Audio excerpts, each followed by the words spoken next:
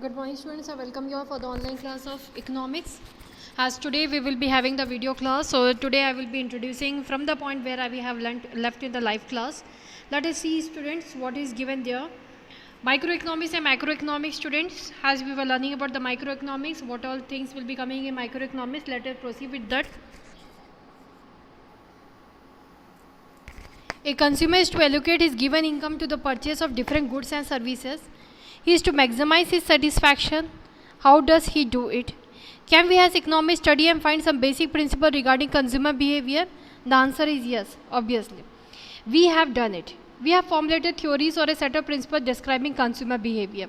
How they want to allocate the income resources, allocate the income into different resources. Okay. So that is known as theory of consumer behavior or theory of demand. Demand for goods and services and consumers' choice on the allocation of his income to different users are the principal issue we study in the theory of consumer behavior. It is an important component of microeconomics. A producer is another small economic unit. He is also confronted with the problems of choice. Okay, what choice? See here, there are so many producers, not one producer of same product. They want to be the best, so that maximum people will demand their goods, not other companies' goods. To be the best, what they want, the best method of production, but that method must not too much cost to them. Their method must be cheap to them, but it must create more demand for the product. So that is the choose. Combination of input he should use, the commodity he should produce. He is to allocate his resources in a manner that maximizes product. Studying producers' behavior on the allocation of resources takes us to the area of production theory and the theory of supply. Theory of producer behavior or the theory of supply is another important component of microeconomics. Studying the theory of demand relating to consumers' behavior and the theory of supply relating to producers' behavior, we cannot ignore studying the market for goods and services called commodity market. A market for factors of production, the labor, like labor and capital, called factor market. Okay, what is factor market? The things which is required for production are coming in factor product. And from where we can get? From the factor market. Like for example, we want to produce some goods. For that, piece of land will be required, building will be required, capital will be required. From where we will get? Capital from the share market, building and piece of land from the farmers or for the people who are having it. So this particular area from where we are getting, it is known as factor market. Microeconomics study how prices of goods and services are determined in the commodity market and how prices of factors of production are determined in the factor market. Theories that explain market price determination are called price theory.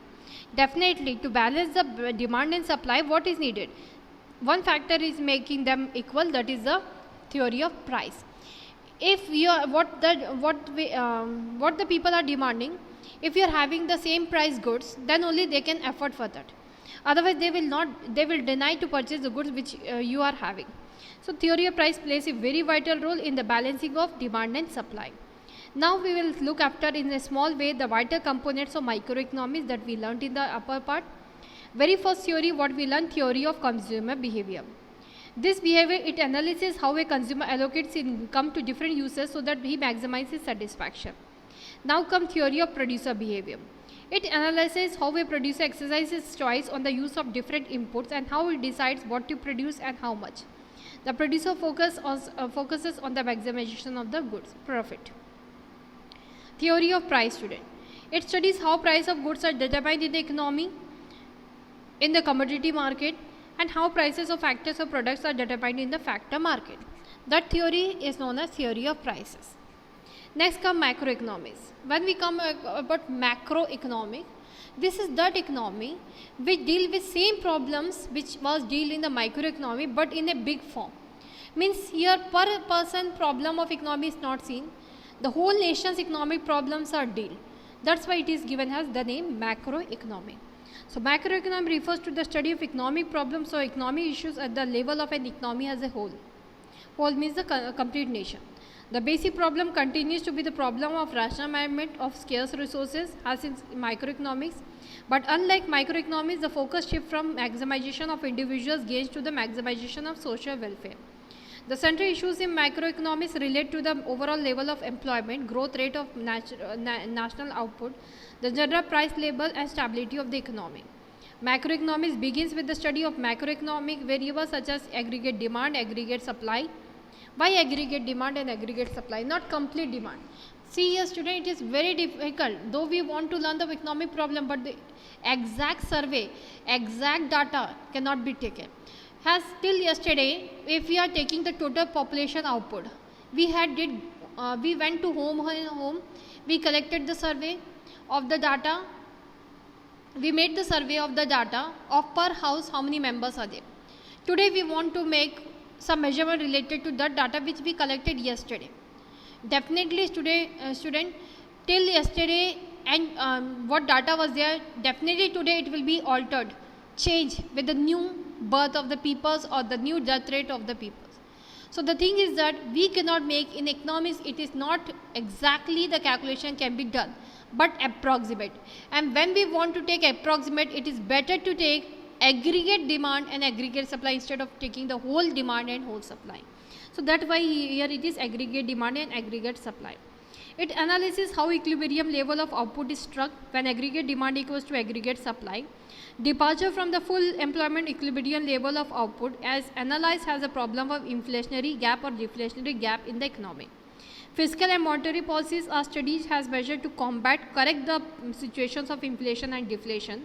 Also issues related to exchange rate and balance of payment are studied with a view to analyzing their impact on the domestic economy. These factors you will be learning in the future class and the 12th standard. Fiscal and monetary policy क्या होता है? Fiscal policy is that policy student which is based on tax, all the types of taxes which is collected in our country. Monetary policy, the currency value changes, money value increase and decrease. That all the things will be coming in monetary policy. To complete this, correct the situation of inflation and deflation, it is needed. So this we will be learning. What are components of macroeconomics? What are there? There the theory of demand, theory of supply and theory of prices was there. Here what are the components? Very first component is theory related to equilibrium level of output and employment. It studies how equilibrium is struck when aggregate supply equals to aggregate demand. This theory is related to equilibrium level of output and employment. Next comes theory related to inflationary and deflationary gap in the economy.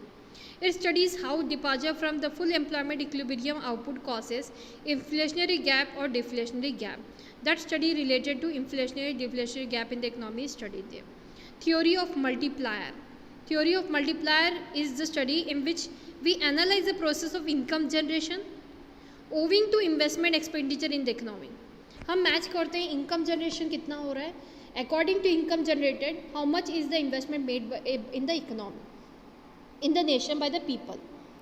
Fiscal and monetary policy, this is another economic measure of the monetary policy, macroeconomics, which relates to budgetary measure and monetary measures respectively. Both the measure. Budgetary measure to increase it, the taxation policy will be seen, fiscal policy will be seen. Monetary measure to increase the value of currency of our country irrespective of other countries. For that, fiscal and monetary policy will be dealt. Money supply and credit creation. It studies the components of money supply and how commercial banks add to money supply through credit creation. That is money supply and credit creation student. Government budget. In this particular, it focuses on the measurement of and impact of budgetary deficits in the economy. Okay, what is the budgetary deficit in the economy? That we will be going to learn in government budget. Now comes exchange rate and balance of payment. It analyzes how exchange rate is determined in the international money market and how balance of payment impacts the level of economic activity in the domestic economy. Okay, that is seen in exchange rate and balance of payment. Government budget, as you already are knowing that every year April 1st or March ending they discuss about the government budget and they make a new budget for the new year. That all the things are impacting indirectly or directly to the economy of the nation, to the economic development of the country. Okay, so let us see that points.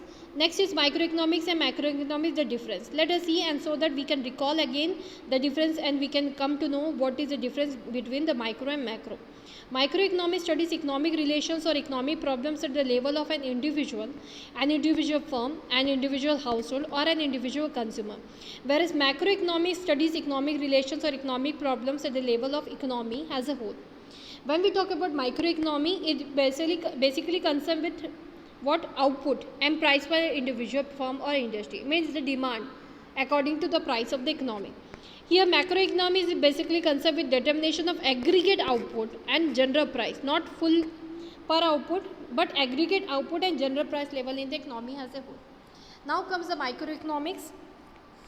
Study of microeconomy assume that macro variables remain constant. Example, it is assumed that aggregate output is given while we are studying determination of output and price of an individual firm or industry.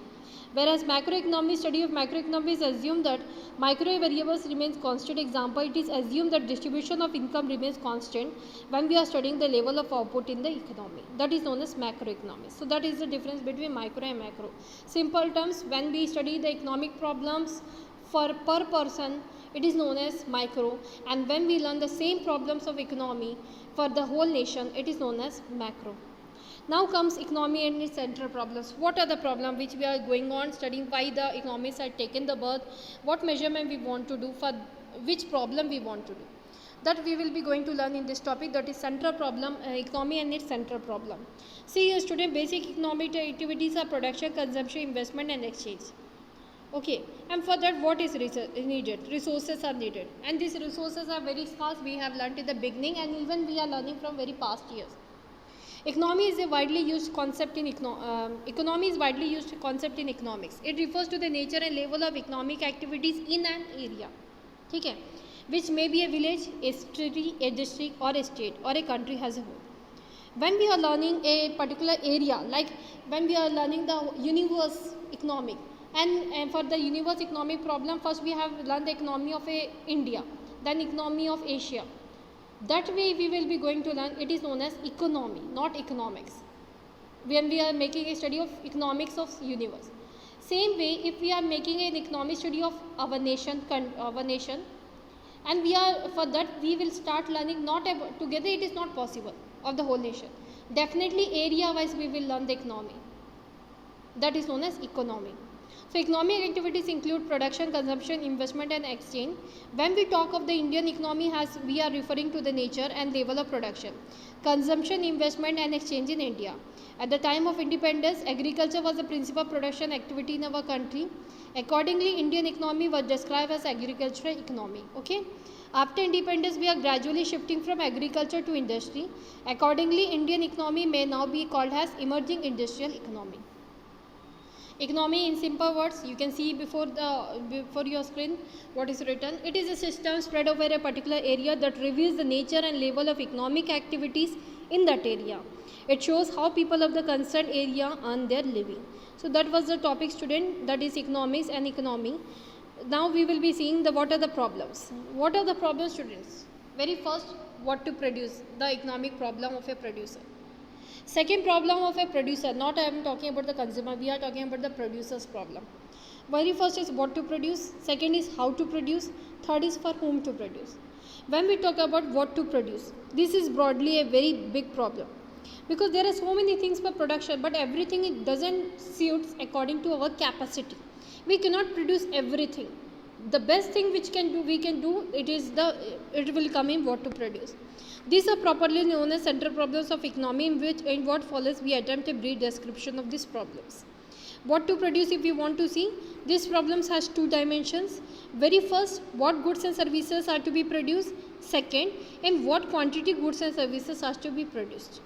Okay, owing to the fact that the resources are limited, I am dealing only with one problem, that is what to produce in this particular video. This problem has two dimensions. We have learned what goods and services are to be produced in what quantity. Definitely this is the question for every producer. Even the producer, those who are already existing the business, they also are having this question many times. Owing to the fact that the resources are scarce in nature, every society must find an answer of this question. There must be some alternative use of resources so that it will be comfortable for two and more group of people. The problem becomes complex when the choice is to made across consumer goods and capital goods. Consumer goods with the consumer demand, but for making consumer goods, what goods is needed? Capital goods, which were earlier in our country were imported, as India was not the producer of capital goods. Because of that, producer were importing capital goods from outside country. It cannot be either a choice, because both consumer and capital goods are of significance. Consumer goods are essential to promote quality of life. Capital goods are essential to increase the production capacity. When either of choice is not possible, the economics must struggle with the other aspect of the problem, that how much of consumer goods and how much of producer goods are there. Here again the answer is not so simple. It needs lot of debate amongst the economics, planners and politicians. Because if you decide to produce more of consumer goods, the present generation enjoys good quality of life. But less production of capital goods would mean that you are reducing production capacity for the future generations. Definitely. That if we are not making proper utilization of the resources now, future generation, what they will be producing, because resources are not, that time resources will be zero. They cannot think about survival. So if we want their survival and our survival to be done, definitely we must know have to make best utilization of resources. Next class we will be going to learn how to produce. Thank you for today's class. Have a nice day.